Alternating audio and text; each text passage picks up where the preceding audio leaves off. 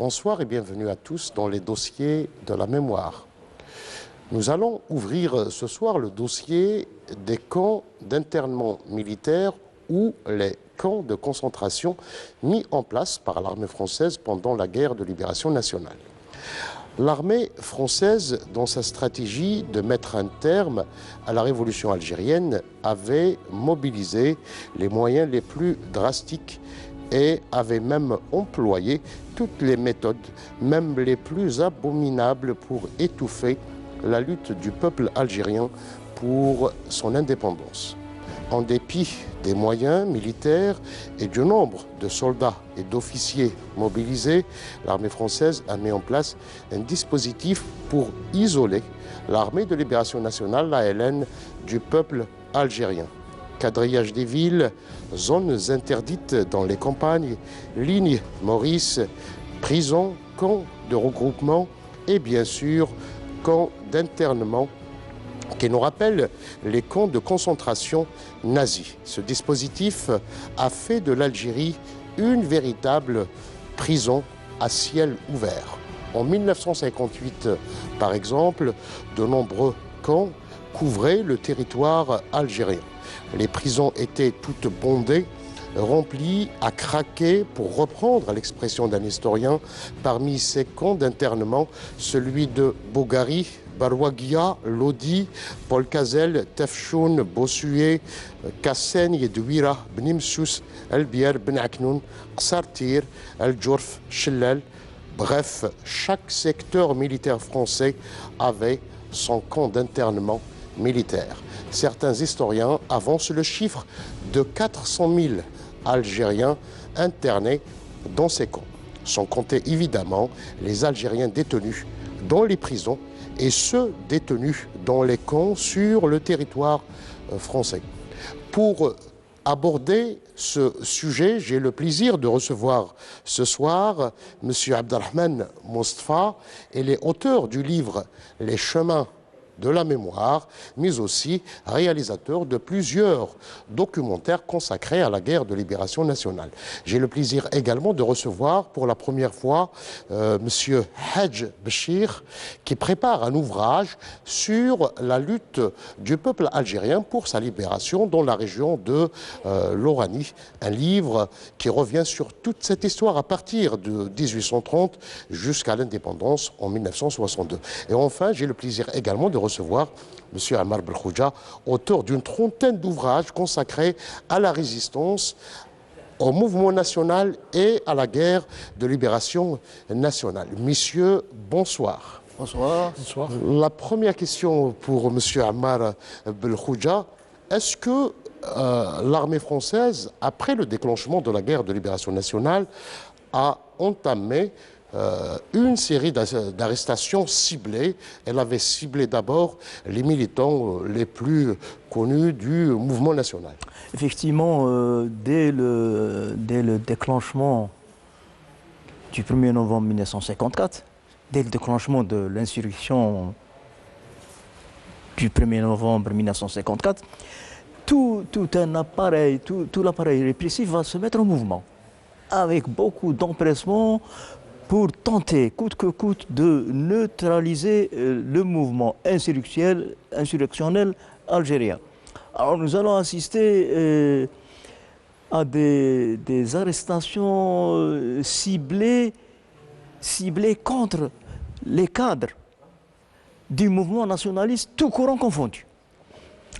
Ceci pour empêcher la lutte armée d'être encadrée par tous ces cadres ayant appartenu au mouvement nationaliste, tout courant confondu, comme je viens de le préciser. On va commencer par créer des camps qu'ils appelaient eux des camps d'hébergement, hein. Mais véritablement c'était des camps de concentration où l'existence était effroyable. Donc, destinés à recevoir les anciens cadres du mouvement nationaliste, pour les empêcher de regagner les maquis, de s'intégrer dans les réseaux FLN, et des centaines, voire des milliers d'anciens cadres du mouvement nationaliste vont être internés. On va continuer à mettre en place des structures, hein. C'est-à-dire que gendarmerie, justice, armée. L'armée, les effectifs de l'armée française vont doubler, quadrupler. Chaque année, le régime colonialiste va faire augmenter ses effectifs militaires pour justement faire face aux unités de l'ALN qui vont se propager. Il va y avoir une mobilisation conséquente.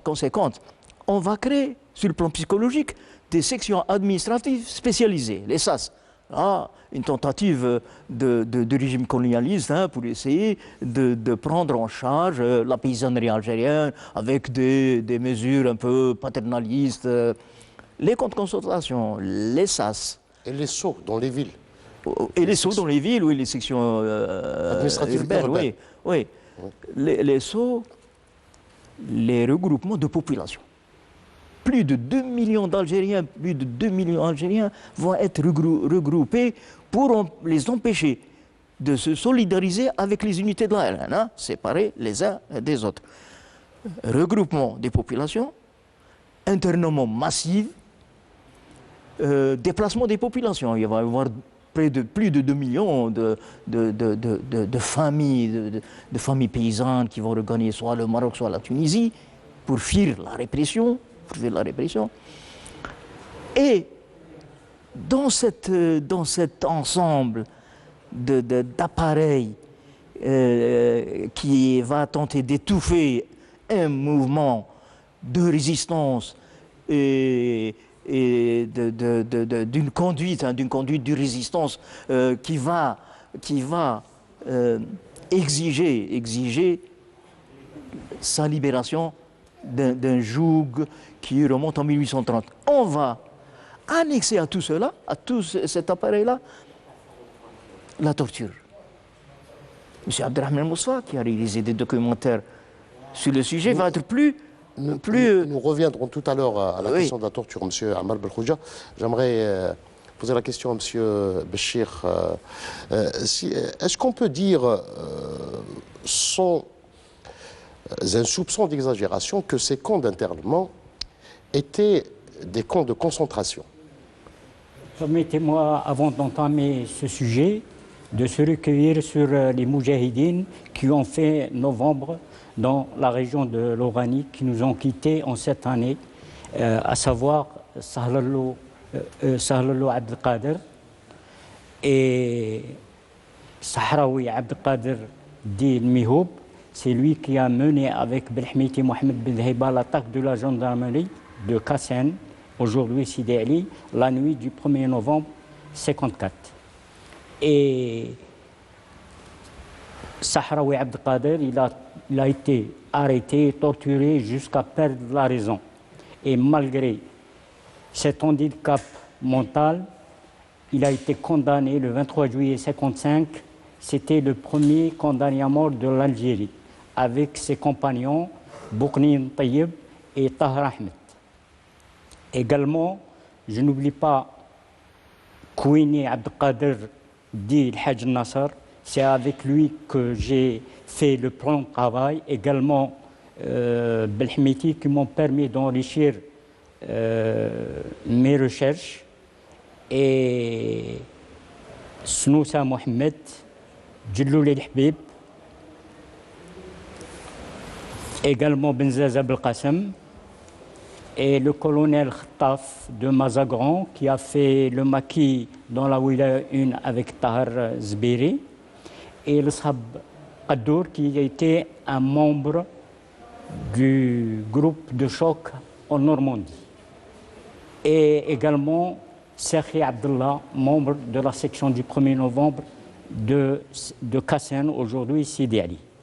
Pour ce qui est des camps de concentration, c'était pire que les camps SS, qu'on parle comme Austerlitz en Pologne. C'était vraiment pire. Et d'ailleurs, plusieurs auteurs français décrivaient les tortures en Algérie comme la Gestapo. Exactement. D'ailleurs, il y a même des auteurs algériens. Par exemple, Abdelhamid Benzine, dans son fameux ouvrage Le Camp, il évoqué la présence d'un certain nombre d'officiers, des anciens SS, fiers de l'avoir été, et qui appliquaient les méthodes nazies dans ces camps d'internement. C'est le commissaire principal à Alger, Paul Teigen, il a bien dit. C'était pire que la Gestapo. Comme il rappelait les crevettes de Bijar. On torturait les gens, on les tuait, on les met dans des hélicoptères et après on les balance avec du béton. Voilà, Monsieur Abdelrahman Moustapha, vous avez consacré un travail remarquable, un documentaire à ces camps d'internement, notamment le camp de Kassen, ici d'Ali, à Mostaganem. Mais c'est également un documentaire qui revient pratiquement sur ce phénomène des camps d'internement ou bien les camps de concentration. Alors, est-ce que vous avez pu cerner le nombre exact de ces camps? Très bien, merci pour la question. J'aimerais, si vous permettez, revenir un peu quand vous avez énuméré l'appellation de ces camps. Il ne faut pas avoir peur des mots. Hein. Oui. Camps de concentration. Ce qui s'est passé en Algérie, d'après nos historiens, les recherches qu'on a entreprises avec M. Belkhouja et M. El Haj Béchir, je crois que ce qui s'est passé en Algérie est pire que ce qui s'est passé dans la Deuxième Guerre mondiale en Europe. Quand on les camps en Europe, eux, ils n'ont pas peur des mots. Ils disent camp de concentration. On a été torturés, on nous a balancés dans les chambres à gaz, etc. Mais l'Algérie a connu les chambres à gaz bien avant la Deuxième Guerre mondiale. L'Algérie a connu, et surtout là, dans le Djurdjura, des camps d'extermination. Et quand on se réfère, par exemple, à Robert Barra, il n'a pas peur des mots. On parle de camps de concentration. On a concentré des populations, on a mis des enfants, des femmes, on a mis même des malades mentaux dans des camps infestés de vipères et de scorpions, etc. Donc, je crois qu'il faut revenir à une publication d'un éminent anthropologue algérien qu'on a un peu oublié, c'est Mahfoud Bennoun, qui, dans une illustre publication, parle de quand les Algériens étaient parqués, oui. Pire que des animaux parqués. On parle, je suis désolé, il faut revoir le chiffre. Il parle de 3 millions d'Algériens qui ont été parqués pendant la guerre d'Algérie, 54-62. Il évoque le chiffre de 2300, c'est bien ça, monsieur. Il parle de 2300 camps où les Algériens étaient considérés comme des bagnards, qui ont connu la soif, qui ont connu la faim, et qui sont. Beaucoup de personnes sont mortes, non seulement de torture, mais sont mortes aussi de soif et de faim. Donc, pour revenir à Kassen, n'oublions pas, monsieur Arabe, que Kassen, l'illustre Kassen, était l'aide de camp de policiers dans les fameuses enfumades. Donc on revient en 1845. Il a participé et bien sûr les Français ont débaptisé les villages et ils donnent des noms d'officiers de la conquête qui ont notamment Bosquet, Sidi Eli, Kassen, etc. Donc j'ai pu cerner. Alors pour moi c'était un dilemme, monsieur Arabe. Je devais faire un film porté sur ce camp parce que ce camp était considéré, comme le dit si bien Robert Barra, c'est un camp noir, ça veut dire clandestin. Les camps noirs, il ne faut pas en parler. Même la Croix-Rouge, à l'époque, ne venait pas voir un peu les conditions des détenus, etc. Dans ce camp, ensuite, c'est un dilemme. Je me suis dit, non, j'ai bien réfléchi pendant 6 mois, je me suis dit, non, il faudrait que je fasse, à partir de Kassen, je fasse un peu le tour d'Algérie. Et je parle des autres camps, où l'innommable a été l'innommable. Quand on compare, des fois, c'est bien dommage. M. Belkhouja me disait hier, mais pourquoi le chemin de la mémoire, vous n'avez pas intitulé, parce qu'on se concerte pour demander nos avis les uns et les autres, on aurait dû l'appeler les naufragés de la mémoire. Parce que et les personnes ont été naufragées, mais aussi les lieux de mémoire ont été naufragés.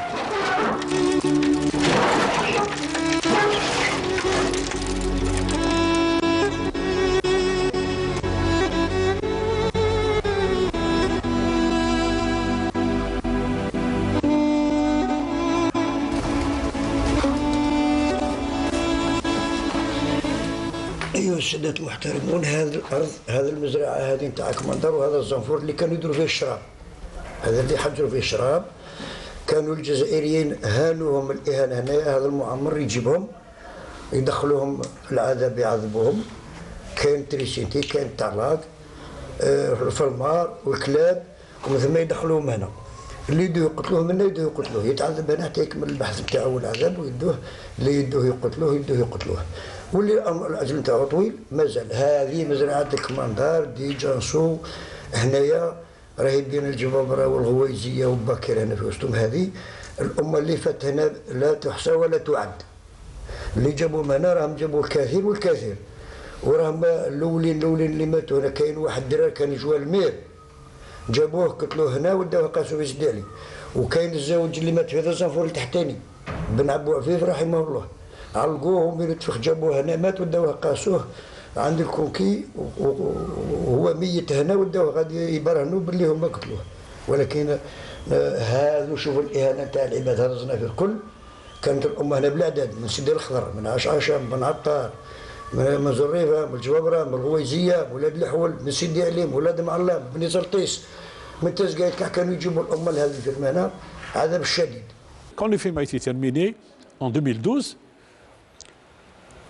on a aussi trouvé d'autres camps, dont on va en parler prochainement. D'autres camps où l'innommable, je crois qu'il faut mesurer le mot, l'innommable a été fait.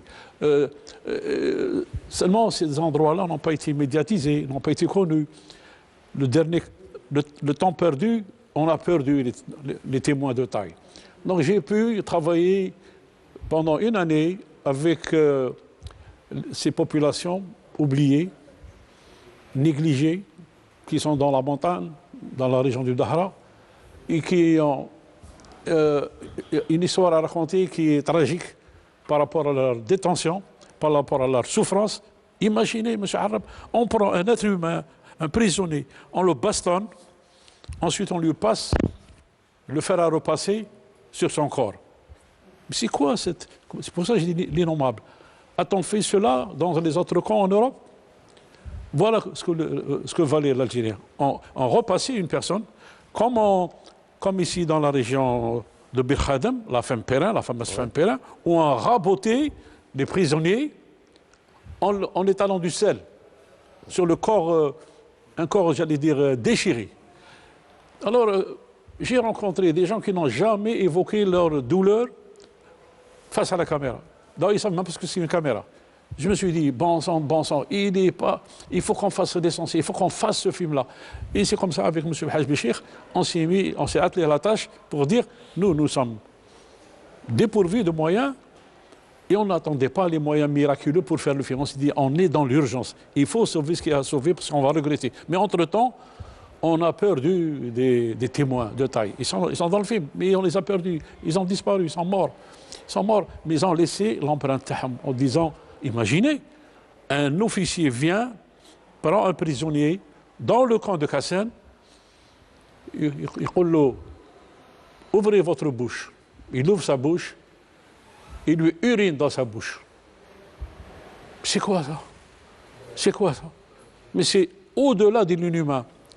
قتلوا خويا، قتلوه ليه تحت وجابوه لهنا، داروا له العذاب هنا وداوه قتلوه هكا تحت، راهي مخبل هيها عند المقبره، قتلوه فما، علقوه فما وقتلوه فما. الور هو قتلوه وانا دخلوني للسجن. دخلت خطرتين، دخلت خطره في 56 وقعدت حتى 58 انطلقت. من الداونا الخطره الاولى الداوني دخلوني في بوسكي، ومين دخلوني في بوسكي عاودوا رفدوني داوني سيدي علي للكريار تاع سيدي علي. من الدولي للكريار تاع سيدي علي هنايا في بوسكي بحثوني وما داو من عندي والو، ما نجموش كي والو الحبس انا تاع سيدي تاع بوسكي ما كي والو. وفي سيدي علي يعلقوا في الكريار، يلوا لك يديك ويعلقوك ويديروا الكرسي تحتك يقلعوه وتقعد معلق، يديروا لك التريسينتي في وذنيك وفي لحمك الرقيق، وزوج تاع دوزيام بيرو واحد منا بالهراوي يضربوا. الور من بحثوني وما دولوا راني عاقل قلعوا الطحلاق مني ونطحت فمي قاعد محلول. جا واحد من توزيام بيروز قدان بلي في الهم حتى كمل البول. جا واحد من توزيام بيروز ثالث قالوا له انت يا باقي حقك، قال لهم هذا راه ميت، مش راكم تشوفوا فيه راه ميت. واحد من المحابس الله يرحمه مسكين لبس لي حوالايا وكاين يبحثوا تحت، والديار من اللي يعيش يجروه من واللي يموت يرفدوه من وين يعلقوا ويرفدوه للكاميو. الكاميو فما في الليل يدوا في الليل يقتلوا، سمعتني؟ يدوا المحابس فما في الليل ويقتلوا. وكاين حنايا 14 واحد في القرن تاع الكسرة، ومصباح للصباح يدونا نخدموا وفي الليل وعاودوا يردونا للكا. وحنا كنا 450 واحد في الكارير، اللي ماتوا هنا في هذا الكارير اكثر من اللي ماتوا في الجيش. هنايا الحياه.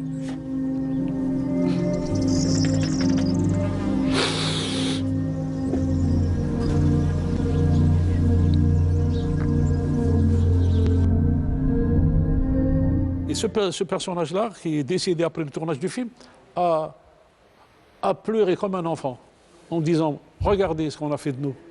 Regardez, on a tué mon frère et moi, on m'a humilié de cette façon. » Le camp de Kassen, il faut un jour le visiter.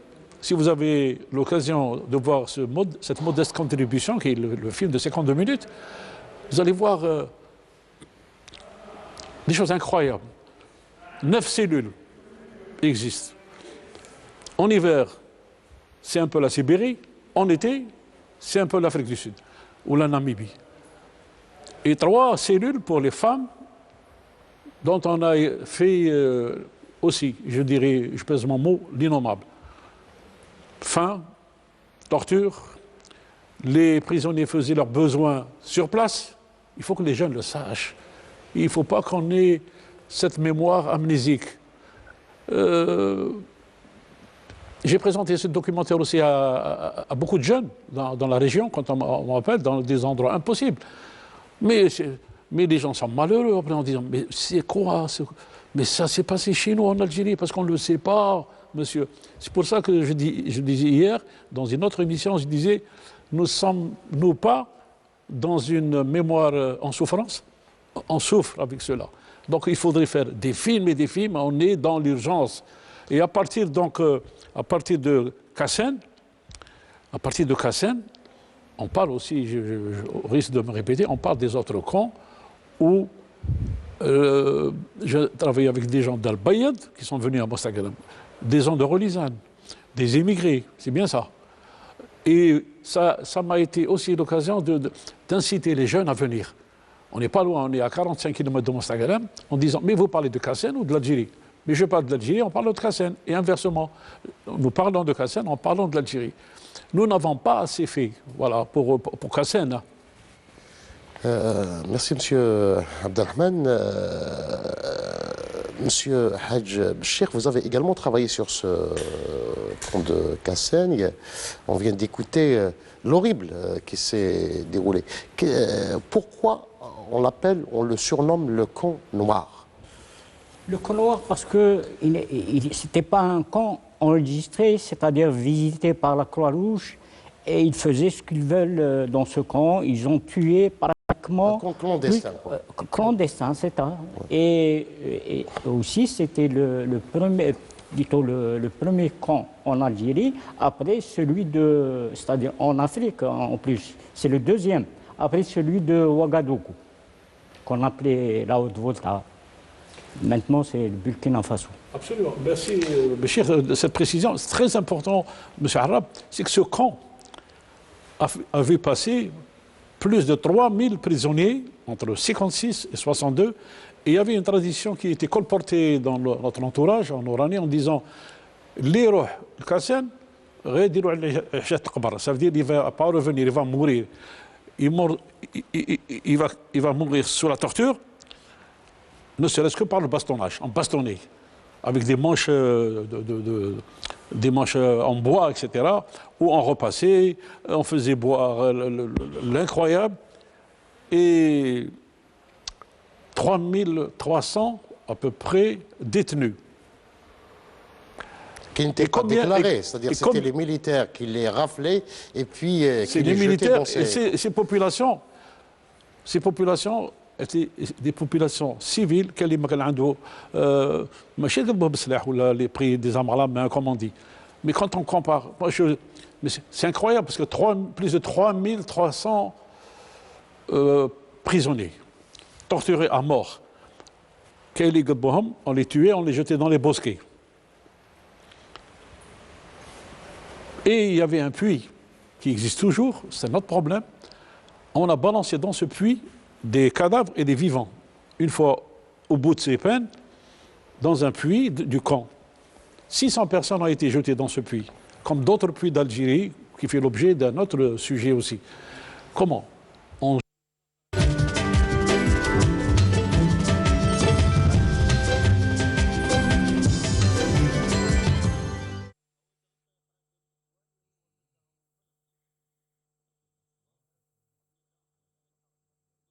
بسم الله الرحمن الرحيم إن الصلاة كانت على المؤمنين كتابا موقوتا صدق الله العظيم.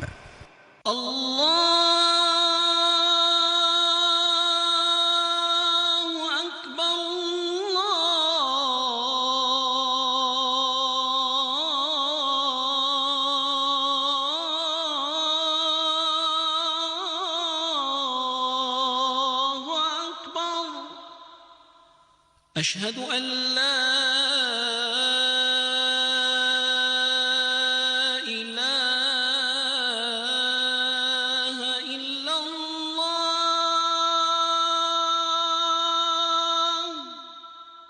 أشهد أن لا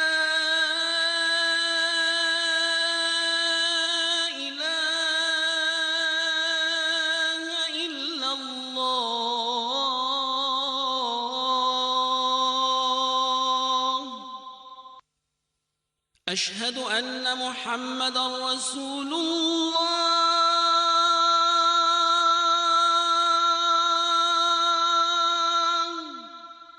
أشهد أن محمدًا رسول الله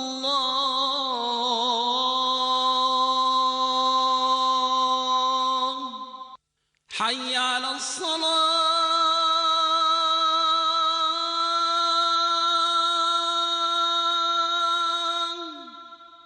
حي على الصلاة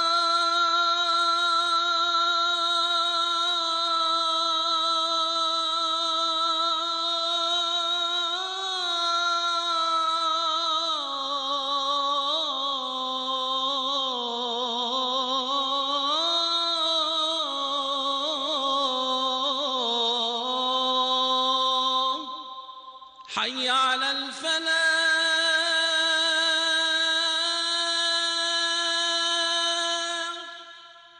حي على الفلاح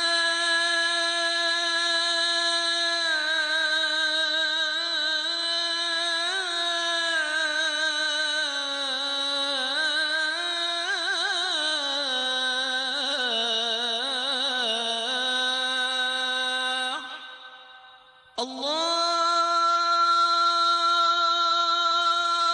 أكبر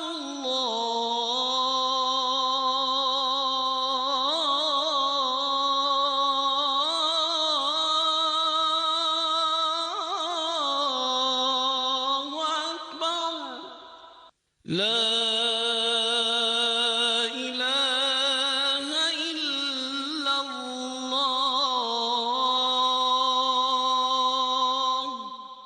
اللهم رب هذه الدعوة التامة والصلاة القائمة آت محمدا الوسيلة والفضيلة والدرجة الرفيعة وابعثه اللهم مقاما محمودا الذي وعدته.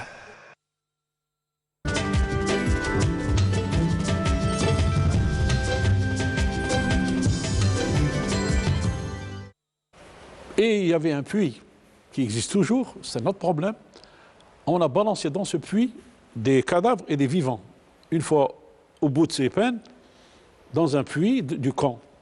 600 personnes ont été jetées dans ce puits, comme d'autres puits d'Algérie, qui fait l'objet d'un autre sujet aussi. Comment? On jette des personnes, des femmes et des hommes, dans un puits, et on les entasse. Imaginons. Et après l'indépendance, ce puits, par peut-être les autorités locales ou la Manish Arab, ils ont fermé ce puits. C'est-à-dire les cadavres sont encore là, d'un véritable cimetière enfermé. On ne les a pas ni enlevés, ni identifiés, etc. Alors, comme d'autres puits en Algérie qui font l'objet de cette tuerie collective, comme les militaires, parce que ce camp était aussi aidé par les harkis, il faut appeler les choses par leur nom. Aidé aussi à la dénonciation, à la délation, etc., en recourant à ces méthodes, je dirais, inqualifiables. Donc on retrouve ce phénomène de torture massive dans les autres camps. Aucun endroit en Algérie n'a échappé à ce camp, puisque je vous dis le chiffre, 2300.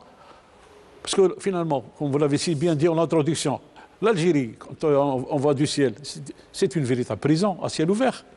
Mais c'est vrai, les lignes Charles et Maurice de part et d'autre, électrifiées et minées, les zones interdites, dans les Aurès, dans la Kabylie, dans le Djurdjura, dans l'Ouersenis, en Oranie, vers Tlemcen, en disant, mais comment les Algériens ont pu lutter? Comment ont-ils pu résister face à cette machine répressive et superbement, j'allais dire, armée?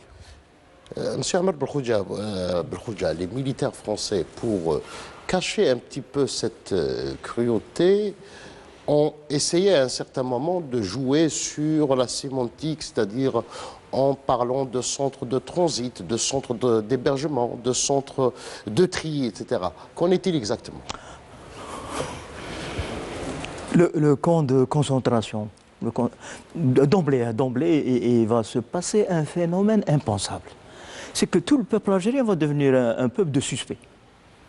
Et un peuple de suspects, c'est chaque individu, chaque personne devait obligatoirement détenir un renseignement. Et je m'arrête là, parce qu'il faut interpréter un peu les événements, hein. Toutes les étapes historiques de cette guerre violente, avec une détermination des Algériens d'arracher coûte que coûte son indépendance, et avec une détermination farouche et violente d'un appareil répressif qui veut lui aussi coûte que coûte neutraliser cette volonté de libération. Alors, qu'est-ce qu'on va décider? On va décider d'instituer la torture. Elle va devenir massive, hein. Je pourrais peut-être m'étaler un autre jour pendant une autre émission, hein, ce qu'il y a lieu de dire sur la torture. La torture, elle se pratiquait dans ces centres de...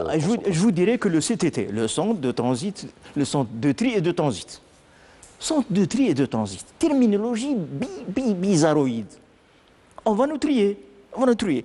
Celui qu'on va estimer être un élément dangereux, il va être victime de la corvée de bois. Corvée de bois, c'est-à-dire simuler une évasion, une fuite, et lui tirer dans le dos. Les militaires français qui arrivaient contingent après contingent se sont habitués à pratiquer la corvée de bois. Tirer sur le dos des Algériens, on leur disait « vous êtes libres », et on leur tirait dans le dos. Centre de tri transit, un mini camp de concentration où on va torturer à mort. Les victimes de la corvée de bois, ceux qu'on va diriger vers une justice coloniale répressive, parce que finalement tous les appareils étaient là pour réprimer, hein. Justice, gendarmerie, police. Ce qui va s'accentuer davantage dans cette répression, c'est le vote des pouvoirs spéciaux. En mars 1956, le Parlement français va donner les pleins pouvoirs à tous les appareils répressifs, et notamment l'armée. Alors cet été, la terminologie toujours aussi bizarroïde, les dispositifs opérationnels de protection. Qu'est-ce que c'est un dispositif opérationnel de protection? C'est tout simplement une villa, une école, un bain-mort, un casernement où on va torturer. C'est des salles obscures, lugubres, à l'intérieur desquelles on va torturer, et on les appelle dispositifs opérationnels de protection, qui étaient dirigés par des officiers, hein, des lieutenants, des capitaines, auxquels on apprenait à torturer les autres. Une école est ouverte à Arzeu, une autre école à Skikda, le tout dirigé par Marcel Bijar, hein, oui, le tortionnaire en chef, hein, avec massue, avec finalement, torture massive. Détention massive, arrestation massive, rare. On parle de concentration. On oublie aussi de dire que les prisons algériennes étaient surpeuplées. Une prison qui pouvait contenir 1000 personnes, il y en avait 2000. Alors, imaginez les conditions d'hygiène, les conditions sanitaires, la promiscuité, les poux qui se baladaient dans tout le corps. Dans certaines prisons, dans toutes les prisons, il y avait une journée par semaine dépouillement, des opérations. Les prisonniers algériens devaient s'entretenir. La maltraitance, hein, les geôliers, hein, les geôliers avec des trousseaux de clés qui pesaient des kilos, en train de frapper sans pitié ces prisonniers qui n'avaient aucun moyen de se défendre. Comme l'a dit Abdelrahman Mousfa, parallèlement à la torture, des actes d'humiliation. Ce peuple, on avait le pouvoir sur ce peuple pour lui dire « nous sommes là et nous ne partirons pas de ce pays ». Ce qui fait, peut-être je terminerai sur une interprétation capitale. L'Algérien est devenu un suspect potentiel. S'il est devenu un suspect, il doit obligatoirement nous cacher des choses. Pour les révéler, pour les avouer, nous devons le torturer. La torture est devenue un moyen, est devenue la guerre du renseignement. La guerre du renseignement pour gagner la bataille contre les Algériens. Pourquoi la guerre du renseignement? Parce qu'on venait d'essuyer une défaite cinglante à Dien Bien Phu. S'il y a une défaite cinglante à Dien Bien Phu au mois de mai 1954, il ne faut pas que ça se reproduise en Algérie. Et pour que cela ne se reproduise pas, il faut mettre tout le paquet. À Biskra, dans le sud algérien, je fais sortir tous les soldats. J'avais un Colt 43 américain. Ils étaient 8, je leur ai dit, bon, j'ai 8 balles dans mon Colt. Je l'arme. Je lui ai dit, quand les Turcs étaient au Liban, ils faisaient ça, ils faisaient ça, ils faisaient ça. Je ne vais pas vous égorger, j'ai pas envie. Mais mettez-vous à genoux. Ils se mettent à genoux, j'arme, fais le signe de la croix. Ils ne faisaient pas. Fais le signe de la croix. Les 8, ils ont passé, il n'y a aucun qui a fait le signe de la croix. Et c'est pas pour le signe de la croix parce que moi je ne suis pas croyant. Je crois ni en Dieu ni en diable, moi. Je crois à ce qui me sauve la vie, c'est tout. D'ailleurs, moi, ma paix a soifé de sang. Parce que j'aime tuer, je ne sais pas pourquoi. J'ai appris et c'est fini, c'est une maladie. Allez, continuez, il faut aller.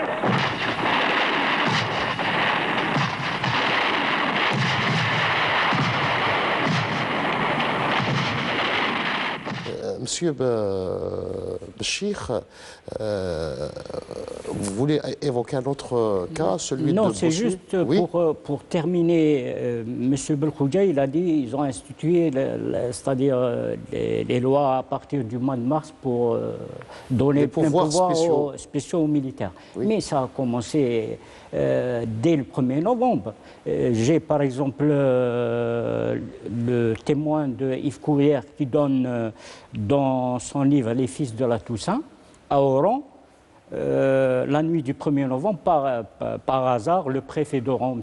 Lambert, se trouvait cette nuit-là et il a pris en plein face les différentes actions qui se sont déroulées en Oranie, particulièrement à Kassin, à Bosquet, à Ouidis et à Lechim. Et de là, il a pris la décision de réunir tout son staff, c'est-à-dire commandement militaire, gendarmerie, la justice et tout ça. Et pendant cette réunion, le procureur général d'Oran, il a demandé au préfet, monsieur le préfet, là, vous sortez de la légalité. Qu'est-ce que lui répond le préfet? Si vous n'êtes pas content, demain, vous allez à la métropole. Vous voyez, ils ont pris les décisions de répression dès le lendemain. D'ailleurs, comme il m'a informé le Moudjahid Belhamiti Mohamed Ben Dahiba, dès le 1er novembre, ils ont raflé pas moins de 150 militants à Sidi Ali, qui étaient de tendance nationaliste, sans qu'ils savent qui est qui. Et ils ont été tous torturés. Et pour les camps de concentration, ils ont... Même, il a dit, M.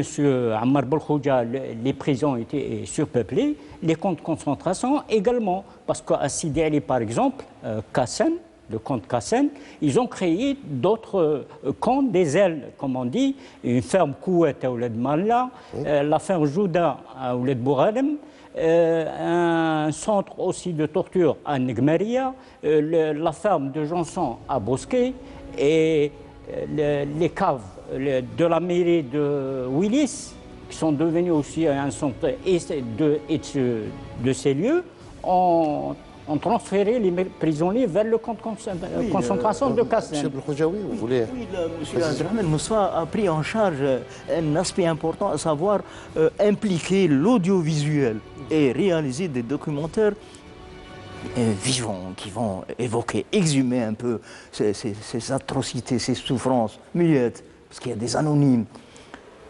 Et dans les écrits, si on veut, je dirais, connaître ce qui s'est passé dans les camps de concentration, il faut prendre deux ouvrages pilotes.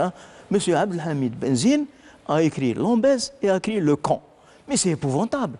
C'est épouvantable. Donc il y a l'écrit, il y a le cinéma, il y a le théâtre, il y a la poésie. Mettre tous ces éléments en branle pour essayer de compléter et d'alimenter cette mémoire. Moi, je n'aime pas que notre jeunesse ait des trous de mémoire. Je n'aime pas que notre peuple ait souffre d'amnésie. Monsieur si vous permettez, oui, et avec toutes ces tortures dans ces camps, lorsque le supplié n'est pas décédé, ils prennent un groupe, surtout ils les prennent dans leur patelin, dans leur douar. Je prends l'exemple, par exemple, à Tesgaït, ils ont pris douar Sidi Abdelrahman, 4 suspects, ils les ont fusillés devant la population pour terroriser la population. On l'a fait par exemple pour un supplié aussi du camp de Kassen, on lui a coupé sa langue et on l'a jeté devant l'hôpital de Kassen. Il s'appelait Hammoum Ammar. Et si on va à Sidi El-Khadar, on l'appelait avant la passée, dans un endroit qui n'est pas loin de la station balnéaire de Ain Brahim. Et là, on l'appelait Oued Chouhada, tellement on exécutait les prisonniers du camp de concentration de Kassen. Également Ouled Bouzien, la plage de Bosquet. Tous ces lieux, on exécutait les gens. Et même, il y avait certains moudjahidiques qui ont été brûlés vifs. Des femmes, par exemple, comme Khalti Fatma. On dressait les chiens pour faire dévorer les moudjahidines. J'aimerais bien revenir avec vous, monsieur Abdelrahman Moustapha, sur un autre exemple. Vous avez travaillé sur un centre de détention et de torture un petit peu particulier, celui du barrage de Bni Bahdel. Très bien. Qu'est-ce qu'il a de particulier, ce centre qui se trouve sous le barrage, c'est ça? C'est ça. Avec votre permission, je voudrais peut-être donner un complément d'information. Oui. Il ne faut pas qu'on oublie aussi que pendant la guerre d'Algérie, 54-62, il a existé en France, sous l'autorité française, des camps d'Algériens en France. Oui. Il y a eu, je pense, à peu près quelque chose comme 4000 Algériens qui ont transité par ces camps. Vadné, Tol, Saint-Maurice-l'Ardoise, Larzac. J'en oublie certainement un, le 5e. Comment se fait-il? Les Algériens qui travaillaient au charbon, c'est-à-dire au charbon, au propre et au figuré, qui étaient dans le mouvement, dans le mouvement insurrectionnel en France, ont été transférés dans les camps ici en Algérie. D'autres ont été transférés ou déportés, si vous voulez, de l'Algérie vers la France. Mais ces camps, j'en parlais souvent dans les débats avec les jeunes. Ils n'ont aucune connaissance. Comment? Il a existé c'est des camps de la Deuxième Guerre mondiale. Je dis non, c'est des camps pendant la guerre d'Algérie. Des Algériens ont été transférés, oui, même des émigrés, ce qu'on appelle les émigrés, ont passé d'horribles moments. J'en parle dans les chemins de la mémoire. Oui. Maintenant, avec ce qu'il a de particulier, ce lieu de mémoire, avec votre permission, je voudrais... Vous savez, on est dans le cinéma, on est dans l'audiovisuel, on est dans l'image, on ne fait pas une modeste contribution sans le soutien des amis. M. Bokhodja, avec qui nous travaillons depuis plus de 27 ans ensemble, à partir des cuves de la mort, jusqu'à M. Haj Béchir maintenant, ont toujours été un soutien. Si vous n'avez pas de soutien, vous n'avez pas de film, vous n'avez rien.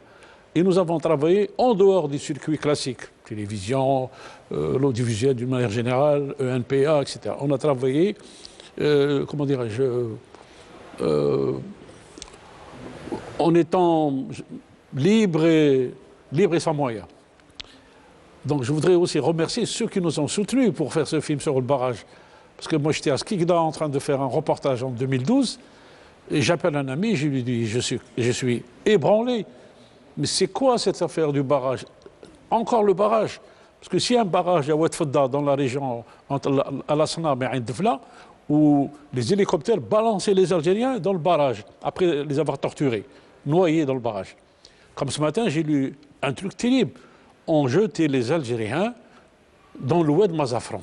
Quand on dit l'oued, ça veut dire c'est la mer. On noyait, après torture, on les balançait dans l'oued Mazafran. On l'apprend tous les jours, on l'a pris ce matin. Alors le barrage, je voudrais un peu remercier ceux qui nous ont soutenus, notamment M. Miloud Bodraddin, qui est le directeur de l'établissement de jeunes. Je lui dis, écoute, nous n'avons pas de moyens, nous allons faire quelque chose, je ne sais pas où on va aboutir. Est-ce que vous pouvez nous soutenir? Je lui ai dit oui. Là, vous me donnez une vingtaine de jeunes, filles et garçons, étudiants, chômeurs, etc. Et je me suis dit, il faut investir, c'est ces gens-là. C'est eux qui vont colporter, qui vont transmettre. On a pris très peu de moyens, un minibus, on est parti sur les lieux, nous ne connaissons pas l'endroit. Nous sommes à 35 km au sud de Tlemcen, à Bni Behdel, dans la région de Bni Slous, un endroit de rêve. D'ailleurs, quand on a amené les jeunes là-bas, avant le film, on nous a dit, mais c'est ça aussi l'Algérie? Parce que moi, ils sont dans l'urbain, ils sont dans la ville. Oui, c'est ça l'Algérie. C'est des gens chaleureux, magnifiques, un accueil de cœur. Donc avec eux, oui, on pouvait composer. Jamais une caméra n'est rentrée à l'intérieur. Qui sommes-nous? Nous ne sommes pas à la télévision. On aurait dû nous précéder. Et en 2014, ça m'a travaillé pendant une année. On va sur les lieux. J'ai dit, comment? Un barrage où on torture? Mais je racontais tout à l'heure à vos collègues, mais je suis malade quand je vois ce barrage qui a été créé par la colonisation, pour pouvoir, en 1934, on a mis 10 ans pour le faire, en 1944 on a terminé. 1944 on a terminé ce barrage pour pouvoir irriguer la région, Marnia, Tlemcen et plus tard Oran. Et les militaires et les parachutistes s'installent dans ce camp. C'est vrai, mais c'est un endroit magnifique pour faire des images, pour visiter, etc. Et surtout la population très généreuse, très chaleureuse. D'ailleurs, on a fait le film avec la population. C'est eux qui nous ont aidés à véhiculer notre modeste caméra en disant on va découvrir ces gens-là. Mais j'en suis malade 3 ans après. Quoique le film a été diffusé largement, mais ce qui s'est passé là-bas ne s'est passé nulle part. Les jeunes qui nous ont accompagnés ont fait beaucoup d'images, beaucoup de photographies. Moi, je faisais des interviews. J'ai rencontré, entre autres, 2 bonnes femmes qui ont accouché après les supplices, après la torture, sous le barrage, dans les comment on appelle ça, des espèces de tunnels. Vous savez quand vous êtes en dessous d'un barrage, c'est dingue le bruit de l'eau. Parce que le barrage est alimenté par 2 oueds très importants dans cette région. C'est l'oued Tafna et l'oued Khmis. Donc c'est eux qui alimentent ce barrage-là. Ce sont les Algériens qui ont apporté les éléments pour construire le barrage. Ce sont des populations rurales qui ont souffert sous la conduite des militaires, etc. Donc ce barrage, je pense qu'il est unique en Algérie, parce que vous êtes détroussés. C'est un barrage où il y a de l'eau pour l'agriculture, pour la population. Mais comment on peut s'en servir pour mettre ces populations en dessous du barrage et en lâchant des chiens affamés. Imaginez le club, c'est-à-dire... C'était pendant quelle période à peu près, monsieur 56 jusqu'à 62. Quand on m'a donné une embarcation pour rentrer faire quelques plans dans le barrage, je suis sorti, j'étais pas le même. J'étais transformé. On avait l'impression que j'étais habité par le contexte, par ce qu'on raconte, parce que même les armements ont été balancés dans ce barrage quand ils savaient qu'ils allaient partir, etc. Donc vous n'êtes pas le même quand vous sortez. 2 bonnes femmes à accoucher leur bébé sous le barrage. Dans l'obscurité la plus totale. Dans l'obscurité la plus totale, sous la menace des chiens affamés. Et sans assistance, évidemment. Évidemment. Une bonne femme, on m'a dit, il faut que tu filmes une femme, on va te la ramener. Je ne la connaissais pas 5 minutes avant. Elle vient, je l'installe à côté d'un olivier, voilà, symbolique, parce qu'on dit dans cette région-là, magnifique, adorable, que les Algériens doivent connaître. Celui qui ne plante pas un olivier devant chez soi, il lui manque quelque chose. Il faut cette relation avec la nature, etc. Je l'installe à côté de l'arbre. Elle commence à me raconter comment elle a, comment dirais-je, accouché de son bébé sous la menace d'un parachutiste. Un monsieur qui devait avoir l'âge de l'indépendance. Il est venu s'asseoir à côté d'elle. Il rentre en pleurs. Quand la bonne femme, je ne savais pas que c'était sa mère, elle raconte, elle est dans le film. La séquence que je vous raconte, elle est dans le documentaire. Elle raconte la naissance sous la menace des parachutistes. Ensuite, le parachutiste, il prend le bébé par les pieds, il le balance dans la paille, lui dit « Ah, Hada, c'est un futur fallaga ». هما مشاو وانا راك عارفه حرفه تنسى زير عليا الزيار تاع الولاده بقيت نتوه جاني نسمعو جاي قرب نيت واحد 30 مفتاح ولا 40 رافتها كيما راك رافتينها الحيه الله ربي راه شاهد ايوا حل قرب قال لي زاد الود قلت له راه عاد قلت لاني عاد قلب المكحله رافتها في الكتفو ودارها لي هنا وزير قال لي شوف لو كانت تعاود تتكلم ونسمع الحس نتاعك هذا نجي نخويه لك هنا هو بالله عليا ومشى فيا وانا حصرت بديك الخوف تاع الزويجه منين دارها لي هنا وزير وكاين اللي تغشيت ايوا منين حسيت به مشى عاودت انا زير عليا الزيار ونبقى نتوه